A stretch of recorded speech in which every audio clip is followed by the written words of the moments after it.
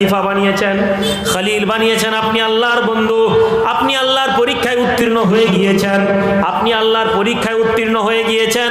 এই জন্তু জানোয়ার আমি নেব না, আমি আল্লাহর ফেরেশতা। কেবলমাত্র আপনাকে আল্লাহর প্রতি আপনার ভালোবাসা দেখার জন্য এই জিকিরের কথা আমরা তৈরি করেছিলাম। আমার ভাই, আমার বন্ধু বাবাজিরা, জিকির আজকারকে এইভাবে আপনাদেরকে গুরুত্ব দিতে হবে, শুধু মুখে নয়। আরবের লোকেদের ভালো মন্দ অনেক দিক আছে, কিন্তু তারা কি করে? আল্লাহ জিকির করে, আল্লাহ জিকির পাঠ করে। আল্লাহর কোরআন বলছে, ইয়া আইয়ুহাল্লাযীনা আমানু যকুরুল্লাহা যিকরান কাসীরা ওয়াসাব্বিহুহু বুকরাতাও ওয়া আসীলা। হে আল্লাহর বান্দারা, তোমরা সকাল বেশি বেশি করে আল্লাহ জিকির করো, আল্লাহ জিকির বেশি বেশি করে করো। ওয়াসাব্বিহুহু বুকরাতাও ওয়া আসীলা, সকাল এবং সন্ধ্যে হয়ে গেলে আল্লাহর জিকির করো। যে ব্যক্তি ফজরের নামাজ হয়ে যায়, সকাল হয়, আর সকালবেলা আল্লাহর প্রশংসা করে, সুবহানাল্লাহ, আলহামদুলিল্লাহ, আল্লাহু আকবার পড়ে, আমার আল্লাহ পাক সারা দিন ওই ব্যক্তির জিম্মেদারি নিয়ে নেন। যে বাড়ির মধ্যে মাগরিব হয়ে যায়, আর সেই বাড়িতে যখন বসে সুবহানাল্লাহ, আলহামদুলিল্লাহ, আল্লাহু আকবার পাঠ হতে থাকে, সারা রাত আল্লাহ পাক ফেরেশতাদেরকে দিয়ে ওই বাড়ির হেফাজতের দায়িত্ব নিয়ে নেন। কথা বুঝতে পেরেছেন ভাই? সুতরাং ভাইজান জিকির করিয়ে দেন। ওই এসে জিকির করার থেকে এইরকম আমলটা আমাদেরকে দরকার। যাই হোক, আমি আমার মূল কথার দিকে বেড়ে গিয়ে আসি। আল্লাহ রাব্বুল আলামিন আপনাকে আমাকে রাহমাতুল আলামিনের উম্মত করে পাঠিয়েছেন। আমরা এসেছি আল্লাহ নবী সাহাবাদের জিন্দগিকে শোনার জন্য। আজকের দিনে আমরা নবী দিবস উপলক্ষে এখানে হাজির হই। নবী দিবস আমাদেরকে এখানে উপস্থিত হওয়ায় এবং প্রতি বছর আল্লাহ নবীর শানে আমরা আলাপ আলোচনা, জিকির আজকার করি। কি আলোচনা, কি জিকির আজকার, কেন আমরা আল্লাহ নবীর অনুসরণ করব, এগুলো জানা দরকার। আজ আমরা যারা এখানে এসে বসেছি, আমাদের অধিকাংশ মানুষ আমরা কিন্তু ইসলামের মধ্যে নেই, দ্বীনের রাস্তার মধ্যে আমরা অধিকাংশ লোক নেই। আমরা যারা এখানে এসে বসেছি, আমরা বেশিরভাগ লোক রসম এবং রওয়াজ, পরিবেশের সাথে মিল। আজকে ইসলামের আমাদের বড়াইটা কোথায়? কত সুন্দর প্যান্ডেল করতে পেরেছি, এর মধ্যে আমাদের জলসার গুরুত্ব বেড়েছে। আমাদের কত লাইট হয়েছে, এর মধ্যে আমাদের জলসার গুরুত্ব বেড়েছে। আমাদের স্টেজটা কত ভালো, এর মধ্যে আমাদের জলসার গুরুত্ব বেড়েছে। আমাদের মধ্যে কিন্তু গুরুত্ব বাড়েনি। আমরা কতক্ষণ এই মজলিসের মধ্যে থেকে আমাদের আত্মশুদ্ধি হলো, আমরা এই মজলিসে বসে কতটা আল্লাহ পাকের কাছে নিজেদেরকে সমর্পিত করলাম। আমরা রসমর আওয়াজে এসেছি, আমাদের ইসলাম রসমর আওয়াজ। সৈয়দনা সিদ্দিক আকবর আবু বকর সিদ্দিক রাদিয়াল্লাহু তাআলা আনহু, আল্লাহ নবীর সাহাবী, মক্কার কুরাইশরা ডেকেছে, হে আবু বকর শোনো, তুমি ইসলাম থেকে দূরে সরে যাও। কেন? এই জন্য দূরে সরে যাবে যে তুমি আল্লাহ নবীর সাথে সাথ যদি দাও, আমরা এটা বরদাস্ত করবো না আবু বকর। হয় তোমাকে আল্লাহ নবীকে ছাড়তে হবে, না হলে আমরা কুরাইশরা তোমাকে কি করব না, তোমার উপরে জুলুম করব। আল্লাহ নবী সাহাবী সিদ্দিক আকবর আবু বকর সিদ্দিক রাদিয়াল্লাহু তাআলা আনহু ওই নবীর উম্মত ছিলেন যে নবীকে তিনি বলেছিলেন, ইয়া রাসূলুল্লাহ, আমি সাক্ষ্য দিচ্ছি আল্লাহ ছাড়া কোনো মাবুদ নেই, এবং আমি সাক্ষ্য দিচ্ছি আল্লাহ, আপনি হচ্ছেন আল্লাহ রসুল এবং আল্লাহর বান্দা। আজকে আমরা প্রত্যেক মানুষ, পীর সাহেব, মলি সাহেব, ইমাম সাহেব, গ্রামের লোক সবাই বলছে আশহাদু আল্লা ইলাহা ইল্লাল্লাহ ওয়া আশহাদু আন্না মুহাম্মাদান আবদুহু ওয়া রাসূলুহু। ভাই আমার, যখন একজন ব্যক্তি বলল আল্লাহ ইলাহা ইল্লাল্লাহ মুহাম্মাদুর রাসূলুল্লাহ, ওই ব্যক্তি জেনে নিক যে তার উপর কিছু জিম্মেদারি আছে, একজন বান্দার কিছু হক আছে। ইয়া মুআজ আতাদরি মা হাক্কুল্লাহ আলাল ইবাদ ওয়া মা হাক্কুল ইবাদ আলাল্লাহ। আল্লাহ নবী জিজ্ঞেস করছেন, হে মুআজ, তুমি কি জানো আল্লাহর হক কি বান্দার প্রতি এবং বান্দার হক কি আল্লাহর প্রতি? তাহলে আপনার একটা হক আছে আল্লাহর প্রতি, সেই হকটা আপনি আমি জানি না। আপনি মনে করছেন আপনার হক হচ্ছে নামাজ পড়ে নেওয়া, আমি মনে করছি আমার হক হচ্ছে জিকির করে নেওয়া, কেউ মনে করছে আমার হক হচ্ছে একদম বুখারীতে যা বলা আছে সেটুকুন বুঝে নেওয়া। আপনার আমার হক, আল্লাহর হককে বুঝতে গেলে সাহাবাদের জীবনী পড়তে হবে। সাহাবারা আল্লাহর নবীর প্রতি আল্লাহর হককে পালন করেছেন। আবু বকর সিদ্দিককে জিজ্ঞেস করা হচ্ছে, আবু বকর, তুমি কি আল্লাহর নবীকে ছাড়বে? সিদ্দিক একবার আবু বকর সিদ্দিক বলছেন আমি আল্লাহ নবীকে ছাড়বো না। যেই বলেছেন সঙ্গে সঙ্গে মার শুরু, মারতে মারতে মারতে মারতে সিদ্দিক একবার আবু বকর সিদ্দিকের শরীরকে রক্তাক্ত করে দেওয়া হয়েছে। এমন রক্তাক্ত শরীর হয়েছে আবু বকর সিদ্দিক বেহুশ হয়ে পড়ে গেছে, বেহুশ হয়ে পড়ে গেছেন।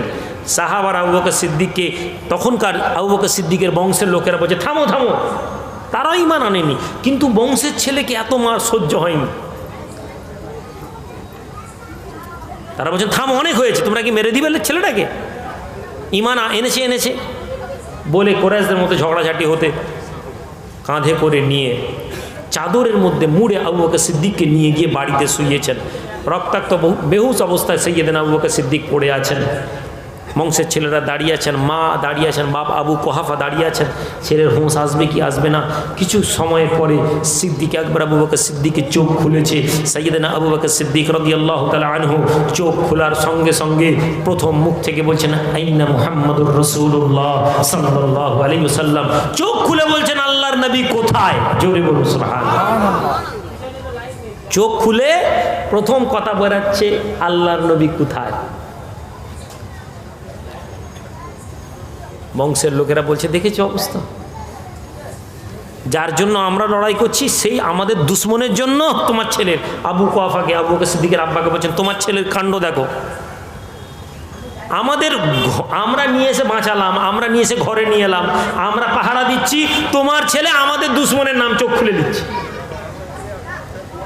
মা সিদ্দিক একবার আবু বকর সিদ্দিক রাদিয়াল্লাহু তাআলা আনহুর মা বলেন বাবা আবু বকর তুমি আর আবু বকর মুহাম্মাদের নাম নিও না, আজ তুমি যেটুকুন অবস্থায় আছো তোমার মৃত্যু মুখে যদি কেউ ফেলে দেয় এই মানুষটা আর কেউ নয় স্বয়ং মুহাম্মদ তোমাকে এই জায়গায় ফেলে দিয়েছে, সুতরাং মুহাম্মাদের নাম তুমি নেবে না।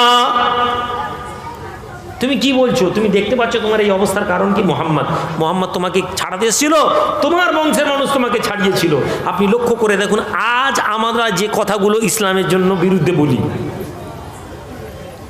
আজকে একজন কেউ কোনো সমস্যা পড়ে গেলে আমরা বলতে থাকি হ্যাঁ হুজুর কি এসেছিল, আমি তো নামাজ পড়তাম আমারই বিপদ হলো। দেখুন এটা কাফের এবং মুশরিকদের কথা ছিল। আবু বকর সিদ্দিকের মা বলছেন একটু শরীরটা মজবুত করার জন্য দুধ খাও, দুধ নিয়ে এসে বলছেন যে তুমি দুধটা খেয়ে নাও। আবু বকর সিদ্দিক রাদিয়াল্লাহু তাআলা আনহু তার মা বলছেন দুধ খাও শরীরে শক্তি হবে। মা ছেলে আবু বকর সিদ্দিক বলছেন আম্মা আমি দুধ খাবো না, আমি পানি মুখে লাগাবো না যতক্ষণ না আমি আল্লাহর নবীর কাছে পৌঁছে যাচ্ছি। ভাই আপনার আমার মহব্বত কতটা আমরা জানি, নবীর জন্য আমাদের মহব্বত একদম জান ফেটে যাবে একদম তকবীর দিয়ে। কিন্তু সিদ্দিক একবার আবু বকর সিদ্দিকের মুখ থেকে বেরোচ্ছে মা আমি যদি নাম রাসূলুল্লাহ না দেখি আমি কিছু খাবো না। মা বাপ আবু কোয়াফা এবং আবু বকরের মা নিয়ে আরও দুজন নিয়ে আল্লাহ রাসূলের কাছে পৌঁছে দিয়েছে। বলার উদ্দেশ্য হচ্ছে যে এই লেভেলের মোহাব্বত সিদ্দিক একবার আবু বকর সিদ্দিকের ছিল।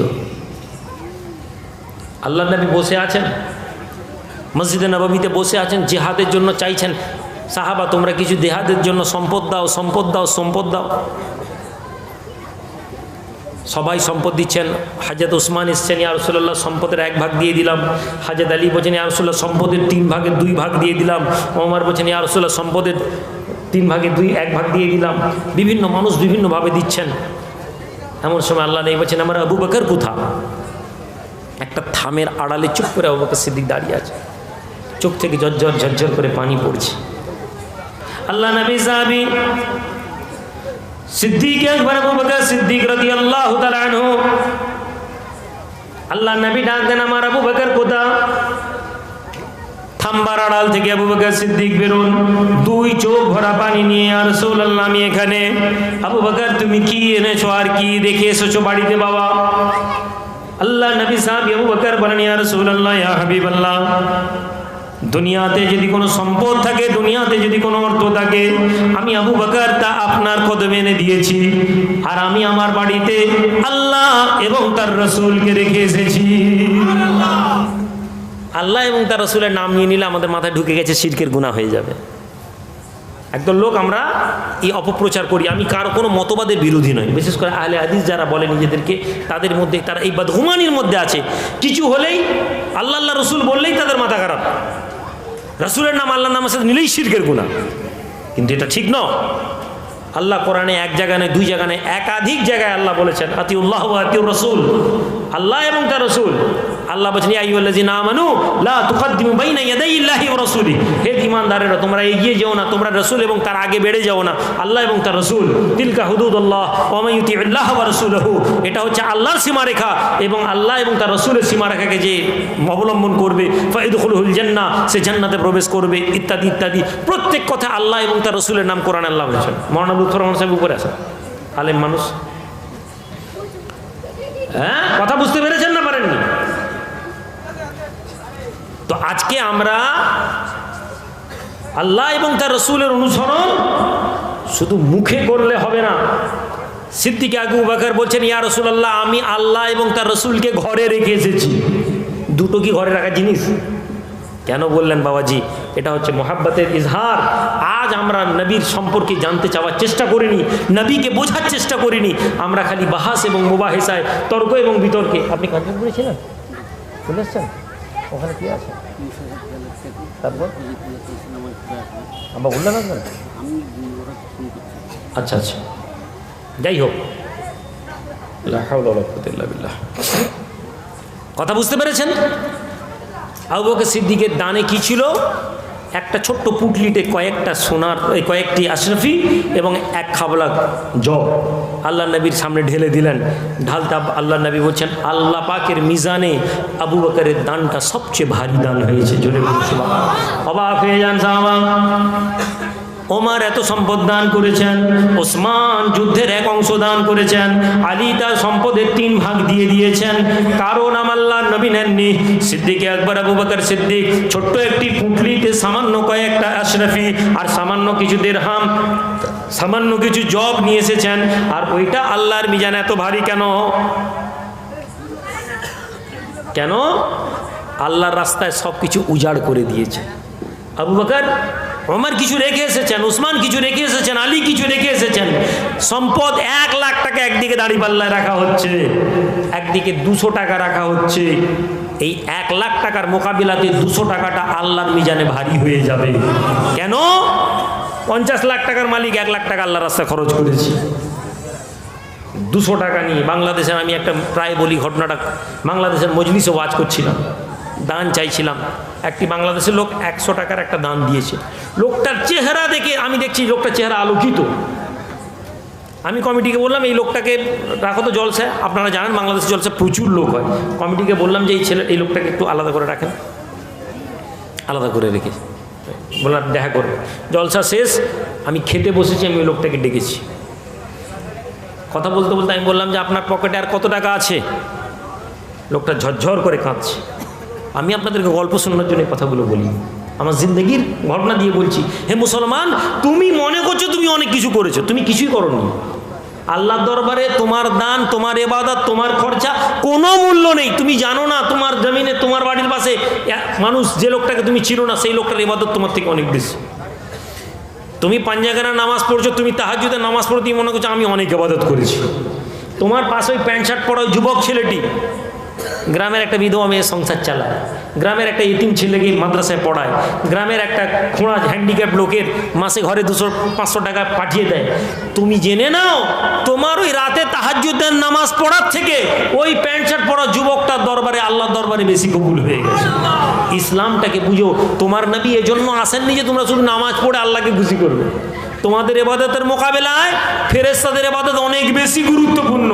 আল্লাহ শুধু যদি ওই সিজদা নেওয়ার জন্য আর তোমরা শুধু আল্লাহ জিকির করবে এই জন্য আল্লাহ দুনিয়াতে পাঠাতেন, তাহলে ফেরেশতারা ইবাদতের জন্য যথেষ্ট। আল্লাহ তোমাদেরকে দুনিয়ায় পাঠিয়েছেন রাসূলকে দিয়ে, যে রাসূল আল্লাযী বাআসা ফিল উম্মিয়িনা রাসূলাম মিনহুম ইয়াতলু আলাইহিম আয়াতিহি ওয়া ইউযাক্কিহিম ওয়া ইউআল্লিমুহুমুল কিতাব। তোমাদেরকে রাসূলকে দুনিয়ায় পাঠানো হয়েছে, সেই রাসূল পবিত্র করে তোমাদেরকে কিতাবের ইলম দান করবেন। কোরআন একটা জীবনমালার নাম। কোরআন মা বাপের সবরেসানির করার কিতাবের নাম না। আজকে আমাদের কাছে কোরআনের ভ্যালু কি? কোরআনের ভ্যালু হচ্ছে ইমাম সাহেব, মৌলানা সাহেবরা মা বাপের নামে কোরআন শরীফ, কোরআন খানি করবে, তার টাকার বদলে পয়সা দেবো, এটাই কোরআন। তাই না? যে কথা ভুল বললাম নাকি? দুঃখ পেতে পারেন আপনারা। এসব কথা শুনলে আবার কেউ বলবে হুজুর আহলে হাদিস হয়ে গেছে, হুজুর তবলিগ হয়ে গেছে। কোরআনকে আল্লাহ দুনিয়ার মধ্যে একটা জীবন বিধান করে পাঠিয়েছেন, দ্য কোড অফ কন্ডাক্ট। কোরআন এসেছে তোমার জীবন মালা করে, তুমি কিভাবে চলবে, কিভাবে উঠবে, কিভাবে বসবে, তার হিসাব করে দেওয়া হয়েছে। আর তুমি আজকে কোরআনকে ব্যবহার করছো মায়ের নামে, বাবার নামে, দাদার নামে, সব রেসানিতে ইমাম সাহেব কোরআন খতম করে দিবে। আপনি কি করে লাভ? দান সম্পদ অন্তর থেকে তৈরি হয়, ইবাদত অন্তর থেকে আসে। এই জন্য রাসূল আরবি বলছেন, ইন্নাল্লাহা লা ইয়ানজুরু সুওয়ারিকুম, قال النبي صلى الله عليه وسلم إن الله لا ينظر صوركم بل ينظر قلوبكم।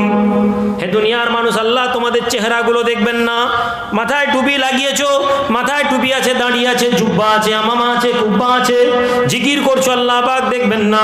বাল ইয়ানজুরু কুলুবাকুম, আল্লাহ তোমাদের অন্তরগুলোকে দেখবেন। একজন যুবক ছেলে হয়তো অনেক বেশি দাড়ি রাখতে পারেনি, মাথায় 24 ঘন্টা টুপি দেয় না, কিন্তু ওই যুবকের অন্তরের মধ্যে হিংসা নেই, ওই যুবকের অন্তরে বিদ্বেষ নেই, ওই যুবক পরচর্চা করে না, ওই যুবক পরনিন্দা করে না। মোকাবিলাতে একজন আমিরুল আমিন, মাথায় টুপি আছে, দাড়ি আছে, ওয়াজ করি, জলসা করি, আর মনের মধ্যে হিংসায় ভরে যায়। ওই ছেলেটার এত পয়সা হয়ে যায়, ওই বক্তা এত টাকা নিয়ে নেয়, ওই বক্তার এত জলসা, আল্লাহর দরবারে এখানে কোনো মূল্য নেই। আমরা কোন শ্রেণীর মানুষ আমরা দেখিনি কি? আমরা আমাদের অন্তরে আমার ভাইয়ের উন্নতি হচ্ছে, আমাদের কিছু যায় আসেনি, আমার ভাইয়ের সম্মান বেড়ে যাচ্ছে, আমাদের কিছু যায় আসেনি। এরা না, আমার ভাইয়ের যদি কোনো ক্ষতি হয়, আমার ভাইকে যদি পুলিশ নিয়ে যায়, আমার ভাইয়ের যদি ব্যবসা লস হয়ে যায়, খুব মনটা খুঁড়তি, হ্যাঁ, মুখে আহা হা সত্যি ঠিক না, ঠিক না, মনে মনে ঠিক হয়েছে। এইটা আমাদের অন্তর। ভাইয়ের ব্যবসা হয়ে গেলে মনটা কিনকিন করছে। ঘরে মিলাদ দিচ্ছে, হুজুরকে দিয়ে মিলাদ করেছি, কি ব্যাপার, একটু বড় কাজ পেয়েছি, একটা ঘরে মিলাদ দিচ্ছি, মনের ভিতরে ব্যথা, ভাই একটু মিষ্টি খাও, হ্যাঁ না ভাই মরে অ্যাসিড, হ্যাঁ আমার খাওয়া যাবে না। অ্যাসিডের জন্য নয়, বুকের ব্যথায় যোগ। ফি কুলুবিহিম মারাদুন ফাযাদাহুমুল্লাহু মারাদা, আল্লাহ বলেন ওদের অন্তরে একটা বেমার আছে, আর ওই বেমারটা বাড়িয়ে দিব, আরো বেড়ে যাবে। তোমার বেমার হচ্ছে তোমার মনে হিংসা, বিদ্বেষ। তুমি ওয়াজ শুনছো, ওয়াজ শুনছো, ওয়াজ শুনছো, এখান থেকে তুমি কিচ্ছু নিয়ে যাবে না। সাহাবা আবু বকর সিদ্দিক ছিলেন, ওমর ইবনুল খাত্তাবকে দেখুন, ইনসাফের দৃষ্টান্ত যাকে আল্লাহ পাক দ্বীনের মধ্যে দিয়েছেন, ইনসাফের মধ্যে আল্লাহ রাসূল সাল্লাল্লাহু আলাইহি ওয়াসাল্লাম বলছেন, ওমর হচ্ছে সেই ব্যক্তি, ওমর হচ্ছে সেই ব্যক্তি, ওমর হচ্ছে সেই ব্যক্তি, আমার পরে যদি কোনো নবী আসতো তাহলে আমার আল্লাহ ওমরকে নবী বানাতেন। বলুন সুবহানাল্লাহ। আনা খাতিমুন নবিয়্যিন ওয়ালা নবিয়্যা বাদি, আমি হচ্ছি শেষ নবী, আমার পরে কোনো নবী নেই, কিন্তু যদি কেউ হতো সেটা ওমর। এই মানুষ সাইয়্যিদনা ওমর ইবনুল খাত্তাব বসে আছেন। হে যুবক, তুমি গ্রামের পঞ্চায়েত, গ্রামের মোড়ল, গ্রামের প্রধান, গ্রামের কি বলে মাতব্বর, তুমি গ্রামের মৌলানা, আল্লাহ তোমাকে গ্রামের পয়সা দিয়েছে, তুমি কি করেছো? তুমি কি করেছো? তুমি তোমার প্রতিবেশীর হক দেখেছো? তুমি তোমার প্রতিবেশীর দায়িত্ব নিছো? তুমি ঘরে বসে আছো, তুমি তসবিহ পড়ছো, নামাজ পড়ছো, ঠিক আছে, তোমার পাশের ভাইরে তোমার প্রতিবেশী খেতে পায়নি, সম্মান আছে, ইজ্জত আছে, লজ্জায় বলতে পারেনি ভাই পয়সা দাও, কিন্তু তুমি বুঝতে পারছো, এসে বলছে আর ভাই 1 মাস কাজ নেই, কি কষ্ট জানিস। সে হয়তো তোমাকে বলেনি যে আমাকে কিছু সাহায্য করো, কিন্তু ওই কথাটা বলার মধ্যে সে আত্মসম্মান নিয়ে থাকে। এমন বহু মানুষ আছে যারা আত্মসম্মান নিয়ে থাকে, বলতে পারে না। তাহলে তোমার দায়িত্ব কি? তোমার হিরো আমিরুল মোমিনিন ওমর ইবনুল খাত্তাবকে দেখো, হিরো বানাতে হবে, হিরো বানাও তোমার লিডারদেরকে, সিদ্দিক আকবর আবু বকর সিদ্দিককে তোমার হিরো বানাও। হিরো বানাতে গেলে উসমান বিন আফফানকে বানাও, হিরো বানাতে গেলে ওমর ইবনুল খাত্তাবকে বানাও, হিরো বানাতে গেলে আলী ইবনে আবি তালিবকে বানাও, তোমার জীবন বদলে যাবে। তুমি হিরো বানাচ্ছ অমিতাভ বচ্চনকে, শাহরুখ খানকে, সচিন তেন্ডুলকরকে, মোহাম্মদ কাইফকে, মোহাম্মদ সামিকে। ফেসবুকে মোহাম্মদ সামিকে গাল দিচ্ছে, তোমার মাথা খারাপ হয়ে যাচ্ছে, তুমিও 4টা গাল দিচ্ছ। কে সামি, কে কাইফ, কে শাহরুখ খান, কে সালমান খান, কে? আল্লাহর বান্দা, তার আমল আছে, তার সাথে যাবে। আমার কি? তোমার মসজিদের ইমাম সাহেবকে গাল দিচ্ছে, তোমার গায়ে নেই। সচিন কি বলে, মোহাম্মদ কাইফ সামিকে গাল দিচ্ছে, মুসলমানরা বলছে হুজুর একটা বিবৃতি দেন। ত্রিপুরায় মুসলমানদের মসজিদ পুড়ে যাচ্ছে, কোনো সমস্যা নেই, মোহাম্মদ সামিকে গাদ্দার বলে দিয়েছে, আমাদেরকে ফেসবুকে আমাদেরকে ট্রোল করতে হবে। হ্যাঁ, আমরা কত বড় মুসলমান বলুন তো?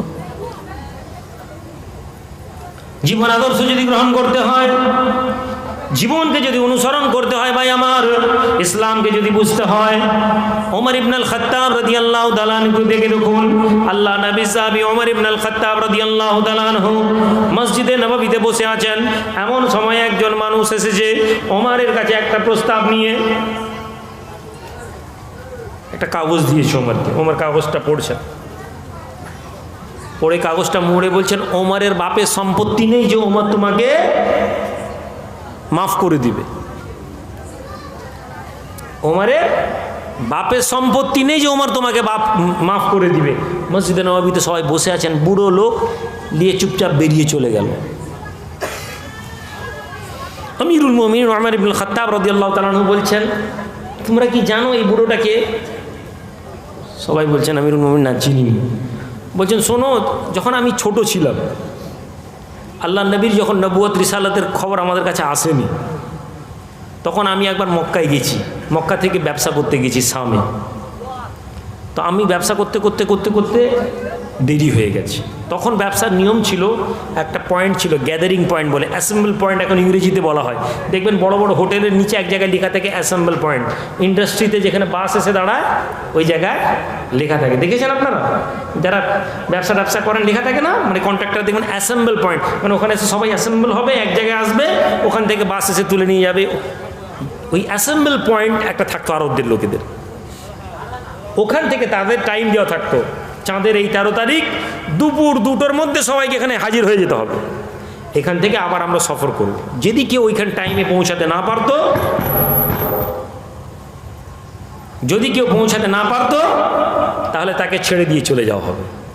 ওমর বলছেন, আমার বয়স কম ছিল, আমি ব্যবসা করতে করতে করতে করতে এত ব্যস্ত হয়ে গেছি যে আমি টাইমটা মেনটেন করতে পারিনি। আমি যখন অ্যাসেম্বল পয়েন্টে এসে পৌঁছেছি, আমি দেখছি সন্ধে হয়ে গেছে, সবাই চলে গেছে।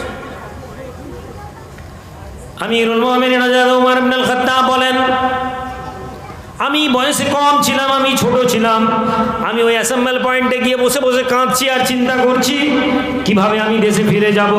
আমি তো মক্কার রাস্তা জানি না, সঙ্গে যদি কোনো সাথী না পেয়ে তাহলে বোধহয় আমাকে আবার 1 বছর অপেক্ষা করতে হবে, 1 বছর থাকতে হবে, আবার নেক্সট ইয়ারে আবার মক্কা থেকে ব্যবসায়ীরা আসবে, তাদের সাথে যাব। 1 বছর কি করে থাকবো? বলে আমি পরেশান হচ্ছি। এমন সময় একজন যুবক লোক, তরতাজা লোক এসে আমাকে বলছে, এই ছেলে, তোমার বাড়ি কোথায়? আমি বললাম, আমার বাড়ি মক্কা।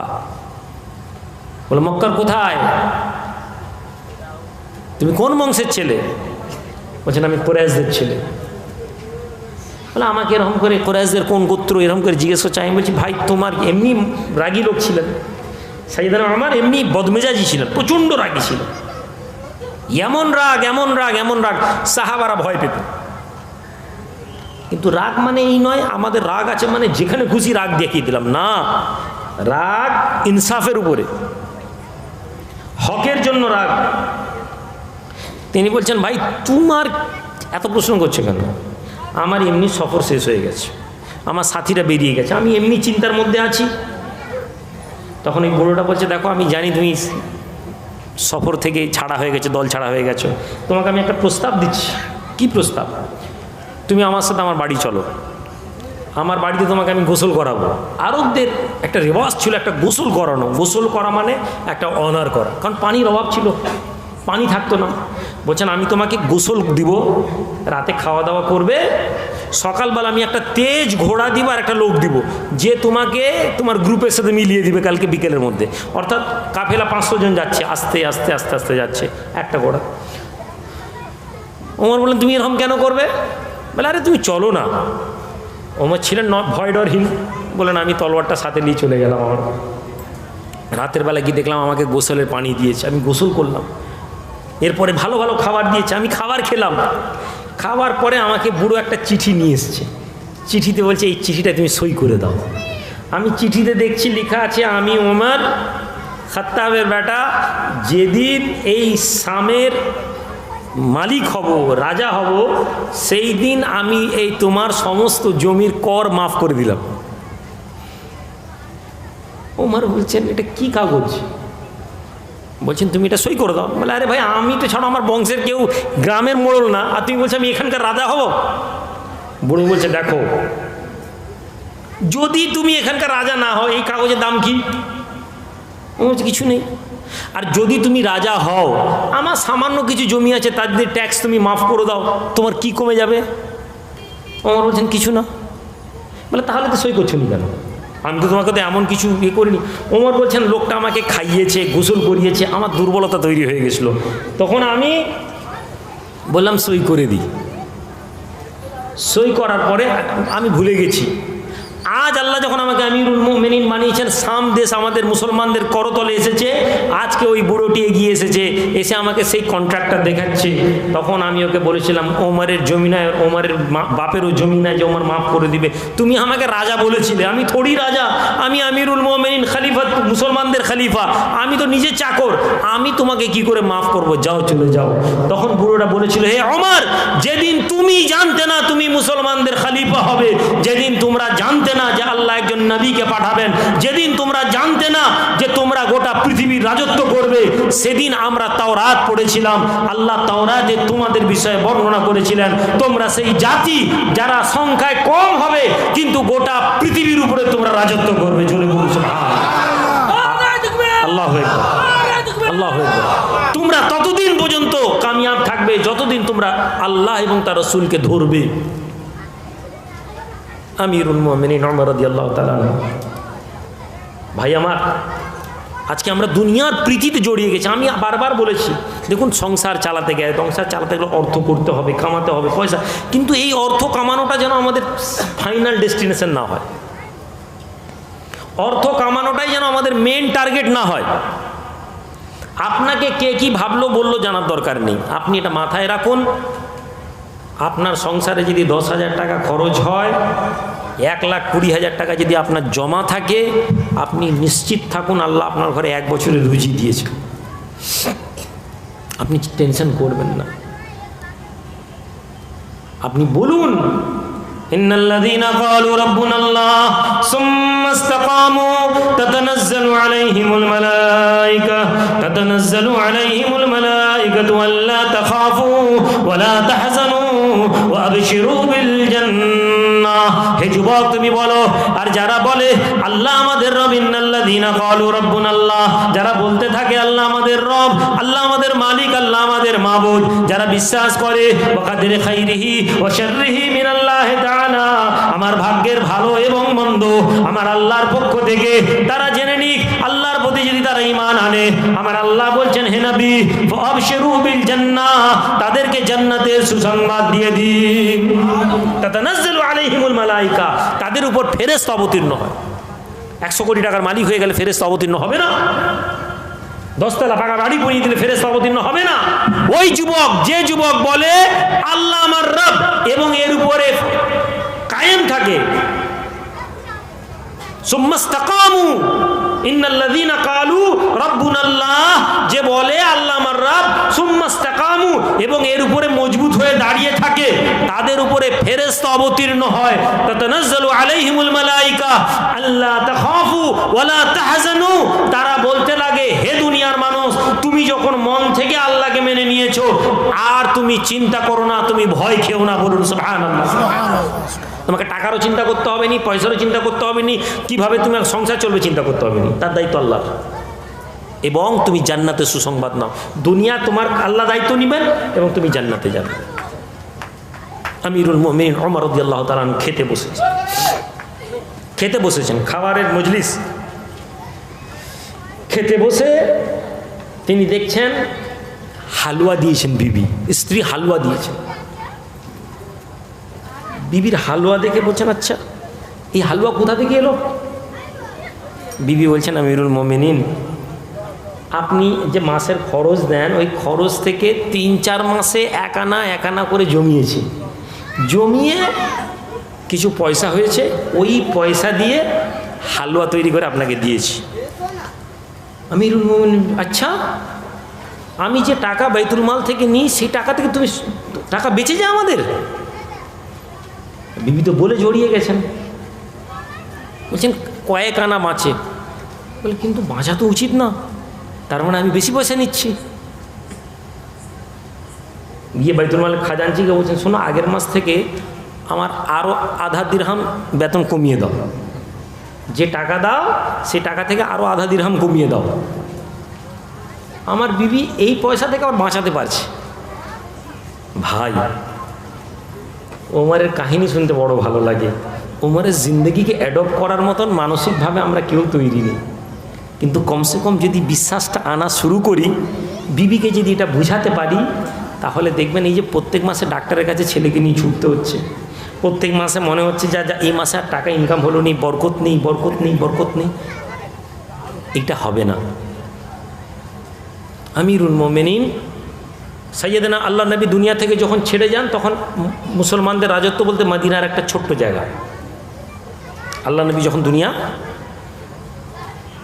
ছেড়ে যান, আবু বকর সিদ্দিকের পরিধি ওইটুকুনি ছিল, আর একটু সামান্য বেড়েছিল। মানে আবু বকর সিদ্দিকের জামানাতে আপনি ধরে নেন 100 স্কোয়ার কিলোমিটার মদিনা ছিল না, ছোট্ট একটা জায়গা। এরপরে সাইয়েদনা ওমরের জামানায় ইসলাম ফতেহ হতে আরম্ভ করলো, মুসলমানরা ফতেহ করতে আরম্ভ করলো অর্ধেক পৃথিবী, অর্থাৎ মদিনা থেকে রোম পর্যন্ত 10 লক্ষ বর্গ কিলোমিটার মুসলমানদের রাজত্বে চলে এসেছে। মসজিদে নববীর বাড়িগুলো দোতলা হচ্ছে। হযরত ওমরের জামানায় পিছনে যারা তাবেঈ ছিলেন তাদের বাড়িগুলো দোতলা, পাকা পাকা বাড়ি, বড় বড় বাড়ি। শুধু আল্লাহ নবীর মাজারের রওজা আশেপাশের বাড়িগুলো ছোট ছোট সাহাবাদের বাড়ি, বাকি সব বড় বড় বাড়ি।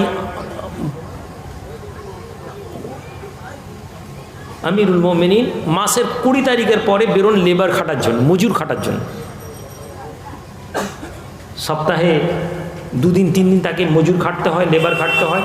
খেটে খুটে তিনি কি করেন, অর্থ উপায় করেন, কারণ তার ঘরের সংসার 8 টাকাতে 8 দিরহাম করে তিনি বাইতুল মাল থেকে ভাতা নিতেন। 8 দিরহামে তার সংসার চলেনি, জিনিসের দ্রব্যমূল্য বেড়েছে, 20 দিনে শেষ হয়ে যায় টাকা। ধার করেন, লেবার খাটেন, এইভাবে লাস্ট 10 দিন চলে। মদিনার সাহাবারা যারা অলরেডি অনেক অর্থ সম্পদ এসছে, তারা বসে বলছেন, দেখো আল্লাহর কাছে আমাদেরকে ধরা পড়তে হবে। আমরা আরামে আছি, আমাদের মুসলমানের আল্লাহ সম্পদ দিচ্ছেন, গনিমতের মাল আসছে না, সম্পদ আসছে। পারস্য জয় হয়েছে যখন 70 ফুট চওড়া 70 ফুট লম্বা একটা কার্পেট এসেছিল কিসরা, হুরমুজ বিন কায়সারের রাজধানী থেকে, ওর উপরে 15 ফুট উঁচু সোনা ছিল। কল্পনা করতে পারছেন কত সম্পদ। 70 ফুট লম্বা, 70 ফুট চওড়া, মানে কত স্কোয়ার ফুট? 7 49, 500 স্কোয়ার ফুটের একটা জায়গাতে 15 ফুট উঁচু করে সোনা রাখা আছে মুসলমানদের কবজাতে। এত সোনা মুসলমানরা কখনো দেখেননি, অবাক হয়ে দেখছেন, এত সোনা, এত সোনা, সব দেখছে। সাইয়েদনা ওমর রাদিয়াল্লাহু তাআলা আনহু এলেন, এসে সোনা দেখছেন আর চোখ থেকে পানি ঝরঝর ঝরঝর করে পড়ছে।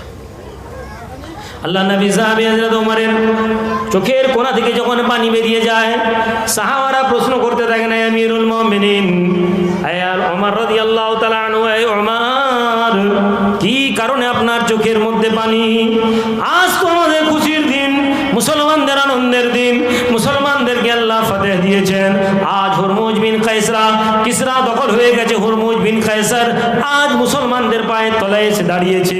এই আমিরুল মুমিনিন, এই খুশির দিনে আপনি কান্নাকাটি কেন করেন? হুজুর, এটা আনন্দের কথা। আজকে আল্লাহ আমাদেরকে সম্মান দিয়েছেন, ইজ্জত দিয়েছেন, আর আপনি আজকে কান্নাকাটি করছেন? আমিরুল মুমিনিন ওমর রাদিয়াল্লাহু তাআলা আনহু বলছেন, হে মুসলমানেরা, আমি ওমর এজন্য কাঁদছি, আমরা ছাগল চড়াতাম, আমরা বেইজ্জত ছিলাম, আমরা অপমানিত ছিলাম। আল্লাহ আমাদেরকে সম্মান দিয়েছেন, আল্লাহ এবং তার রসুলকে ধরার জন্য। জোরে বলুন সুবহানাল্লাহ। কিন্তু আজ আমার দুঃখ হচ্ছে, আল্লাহর নবী বলেছেন যে এক সময় আমার উম্মত জিল্লাত হবে, কেননা তারা দুনিয়ার এই সম্পদের পিছনে ছুটবে, তারা আল্লাহ এবং রসুলকে ছেড়ে দিবে। এই সম্পদ দেখে আমার মনে হচ্ছে একদিন তোমরা তোমাদের ভাইদের দুশ্মন হবে এই সম্পদ কামানোর জন্য, যদিও এই সম্পদের কোনো মূল্য নেই। কথা বুঝতে পেরেছেন? ইসলামিক আইডিওলজি বুঝতে পেরেছেন? আপনি তবলিগের আইডিওলজি শিখছেন, আপনি ফুরফুরার আইডিওলজি শিখছেন, আপনি আহলে হাদিসের আইডিওলজি শিখছেন, আপনি ইসলামের আইডিওলজি শিখেন। আহলে হাদিসের শেখ সাহেবও অর্থের ভান্ডারে বসে আছেন, আমি পীর সাহেবও অর্থের পাহাড়ে বসে আছি, আমির সাহেবও বসে আছেন, নাম না নিয়ে আপনারা জানেন দিল্লিতে বড় আমির সাহেবের যা প্রপার্টি আছে, যা গভর্নমেন্ট দেখালো, সেই তারা বলছেন তারা দিনের কাজ করছেন, আমরা বলছি ভাই আমরা শরীয়তের কাজ করছি।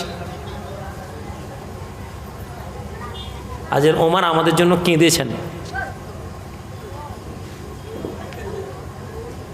সেই ওমর সম্পদের দিকে মুখ ফিরে তাকাননি। সাহাবারা বসেছেন, তাবেঈরা বসেছেন, বসে বলছেন যদি ওমর এই কষ্ট করে চালান, আমাদের নেতা 8 টাকাতে সংসার চালাচ্ছেন, মাসের 20 দিনে শেষ হচ্ছে, মজুর খাটছেন, কে আমিরুল মুমিনিন যার রাজত্ব মদিনা থেকে নিয়ে রোম পর্যন্ত, কি হবে? সবাই বললো শোনো হাজরত আলীকে ডাকো, হাজরত আলী রাদিয়াল্লাহু নিয়ে নেন। সব শুনলেন, শুনে টুনে বলছেন দেখো বাবু, হাজরত ওমরকে তোমরা কি চাও? বলে হুজুর আমরা চাইছি আর 4 টাকা বাড়িয়ে দিতে, 4 দিরহাম বাড়িয়ে দিতে, তাহলে 12 দিরহাম হয়ে গেলে মাসটা মোটামুটি ভালোভাবে কেটে যাবে। কে বলবে? সব চুপ। হাজরত ওমরকে পয়সা দিবে কথা বলার লোক নেই। আর আমাকে তো ছেলেরা পয়সা দেয়, ভাইজান আপনার খরচ আছে রাখুন। হাজরত ওমরের কাছে পয়সা দেওয়ার কথা বলার হিম্মত করার লোক ছিল না। আমার লিডার, আমার হিরো এরকম ছিলেন। আর আজকে আমি পীর সাহেবকে যদি জাকাতের পয়সা, সুদের পয়সা যা দিবেন, আচ্ছা বাবা লিয়া, দেখছি কি করা যায়। সৈয়দনা ওমরকে কে বলবে এই কথা? সব চুপ। আল্লাহ রসুল সাল্লাল্লাহু আলাইহি ওয়াসাল্লামের সাহাবী আবু বকর বলছেন শোনো, এক কাজ করো, এই দায়িত্ব আয়েশা সিদ্দিকা রাদিয়াল্লাহু তাআলাকে দাও, আয়েশাকে দাও। কেননা আয়েশা সিদ্দিকা, সৈয়দনা ওমর আয়েশা সিদ্দিকাকে এহতেরাম করেন, সম্মান করেন। আয়েশা সিদ্দিকা রাদিয়াল্লাহু তাআলা হাও ওমরকে এহতেরাম করেন, ওমরও আয়েশার কথাকে মান্যতা দেন। আয়েশা সিদ্দিকা তার ওমরের মেয়ে হাফসাকে সঙ্গে করে নিয়ে এসে পৌঁছেছেন। হাফসা, ওমর বসেছেন, হুজুর এই ব্যাপার, এই ব্যাপার, আপনি এক কাজ করুন। গোটা মদিনায় এখন আল্লাহ সম্পদ দিয়েছে, মুসলমানদের ইজ্জত বাড়িয়েছেন। আয়েশা বলছেন আমার আব্বার জামানা তো এত সম্পদ ছিল না, এত ইজ্জত ছিল না মুসলমানদের, এখন তো গোটা পৃথিবীর বৃহত্তর অংশে মুসলমানরা দখল করেছে। তো হুজুর আমি আপনাদেরকে আমরা চাইছি যে 4 টাকা, মুসলমানরা সবাই মিলে সিদ্ধান্ত নিয়েছে, আমার কথা বলে তো বলবেন আপনার কথা আমি শুনবো কেন, মুসলমানরা সবাই মিলে সিদ্ধান্ত নিয়েছে আপনার 4 টাকা আরও ভাতা বাড়িয়ে দেওয়া হোক। আমিরুল মুমিনিন ওমর বলছেন মা আয়েশাকে, আর মেয়ে হাফসা আছেন, বলছেন কে বলেছে আগে নামটা বলে। সাহাবারা বলছেন আমাদের নাম কেউ বলবেন না। ওমর বলছেন যে বলেছে আমি তাকে মেরে মেরে তাকে লম্বা করে দেবো। সুবহানাল্লাহ বলুন। আমরা মারামারি করি, হ্যাঁ, পয়সা কম দিলে এখন দায়ী করে চলে যাই।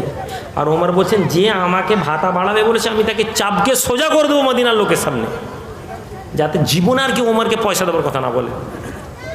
সব চুপ। সাইয়েদনা ওমরের চোখে পানি। আম্মা জান আয়েশা সিদ্দিকা রাদিয়াল্লাহু তাআলা আনহার দিকে তাকান, আর মা আয়েশাকে দিকে তাকিয়ে যে তোমার বলেন, আই মা আয়েশা আপনি বলুন তো আল্লাহর নবীর দরবারে, আপনার সংসারে, আল্লাহর নবীর ঘরে পর 3 দিন কি চুলা জ্বলেছে? মেয়ে হাফসার দিকে তাকান আর বলেন, এই মা হাফসা তুমি বলো দেখি আল্লাহ নবী তোমার স্বামী ছিলেন কি রাসূলুল্লাহ তার বাড়িতে পর 3 দিন চুলা জ্বালিয়েছিলেন? এরপরে আল্লাহ নবী সাহাবী হযরত ওমর বলেন, আল্লাহর জমিনে 2 জন মানুষ একটি রাস্তা দিয়ে চলে গিয়ে আল্লাহর কাছে পৌঁছে গিয়েছেন। 2 জন মানুষ বলতে আল্লাহর নবী এবং আবু বকর সিদ্দিক। বলছেন একটা রাস্তা দিয়ে 2 জন মানুষ আল্লাহর কাছে পৌঁছে গিয়ে তারা আল্লাহর প্রিয় হয়েছেন। তৃতীয় জন একজন মানুষ সেই রাস্তা দিয়ে যেতে চাইছে, আর আপনারা সেই রাস্তাটাকে তাকে ভড়কে দিতে চাইছেন। আমি ওমর, আবু বকর সিদ্দিক 8 টাকা করে ভাতা নিতেন, আমি সেই উপরে দাঁড়িয়ে আল্লাহর নবীর কাছে পৌঁছাতে চাই, আমি যাতে আল্লাহ নবী আমাকে না বলেন হে আবু বকর দুনিয়ার সম্পদে তুমি ভুলে গেছিলে। বলার পরে মা আয়েশা বলছেন হে আমিরুল মুমিনিন আপনাকে ভাতা নেওয়ার দরকার নেই। জোরে বলুন সুবহানাল্লাহ। ভাই আমার, বন্ধু আমার, আজকের দিনে আমি আপনাদের কাছে বিদায় নেব। ঈশার টাইম হয়ে গেছে তো, ঈশার নামাজ হবে।